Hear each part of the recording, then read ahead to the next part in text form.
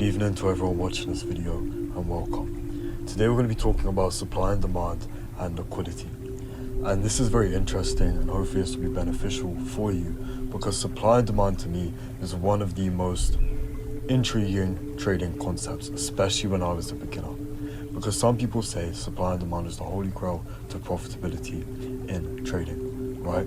It's a golden ticket to being profitable if you can understand supply and demand. But there weren't really a specific set of rules to validate a supply and demand zone. And supply and demand in itself is not profitable if you don't know where to draw these zones from. Because trading is all about consistency. And if you cannot repeat results by following a system, there's no point of being able to have those results in the first place. Over these sides, we want generational wealth. We don't want to make a quick 2-3x in a day and then blow our accounts like you see on social media. Because what they'll show you is they're making a really big amount of money quickly, scalping or just, basically gambling, but there's no sustainability. So, what we're going to cover today, what we're going to cover is what is liquidity. I'm going to quickly explain liquidity. I'm not going to go too in depth, we'll cover that in a minute. Then what we're going to go over is we're going to go how to find liquidity zones. We're going to go over how to use liquidity to validate supply and demand zones, and then we're going to go over a real life example of a trade I took using liquidity to validate a supply zone to catch sells on the Nasdaq. So first of all, what is liquidity? So to understand liquidity, you need to understand the fact that every order needs to be met with an order. There are two types of market participants, aggressive and passive. So every aggressive order needs to be met with a passive order. What is an aggressive order? An aggressive order is either entering at the current price, which the market is at, whether that be a buy or sell order, or entering at a more expensive or a cheaper price, depending on whether you want to buy or sell. So if I was buying, it would be a higher price. If I was selling, it would be a lower price. And we also have passive limit orders. Now, a passive limit order is simply an order which is at a discounted price. So if I was selling, it would be higher. If I was buying, it would be lower. Good value.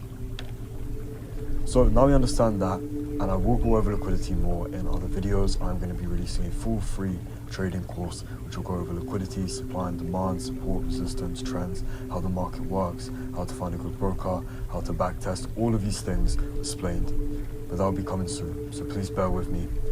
By the time this video is out, and by the time most of you will be watching this video, I would have already posted that course. So I'll put the video to liquidity in the comments and pin that comment.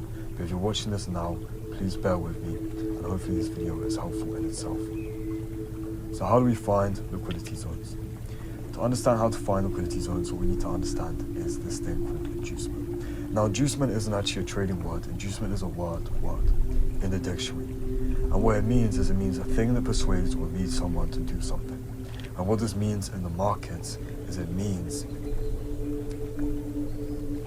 that if price is going up and then it comes down and then it goes up and then it goes down, where do you think price is going to go? Because we're in an uptrend, most people would think price is going to go up. So if I was trading trends, I would enter here, I'd put my stop loss here, and I'd put my take profit here. And then price would do this. And then what you'd often find is after doing this, it would then go higher. Now why on earth does it do this if price is meant to follow this trend? Well, the reason why it does this is because there are a bunch of stop orders at this level. So price needs to come down so these other orders which are willing to enter at this level can be filled. And the buy orders can be met with sell orders, essentially. And this is very, very simplified. Again, I'll make a longer video on liquidity. It'll probably be about 20 and 30 minutes in itself, but hopefully this will give you a basic understanding. So, you're probably thinking, how can we use this? And having seen this example, you probably already know where you want to enter. You're really smart and you're really thinking about this logically. So how can we use liquidity?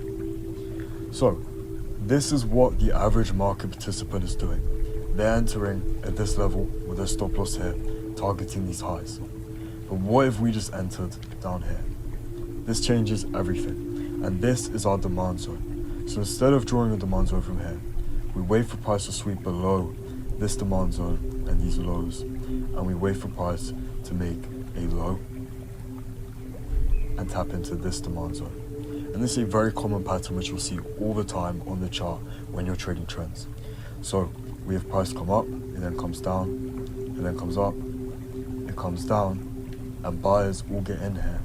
But then price comes down, it sweeps these lows, and it sweeps these lows. And then by the time it gets to this low, it has sufficient liquidity to run higher. So it doesn't need to break this low and then break the overall structure, because the swing low and the swing high is still here. So price isn't coming down and breaking this overall structure, it's just sweeping this internal liquidity. So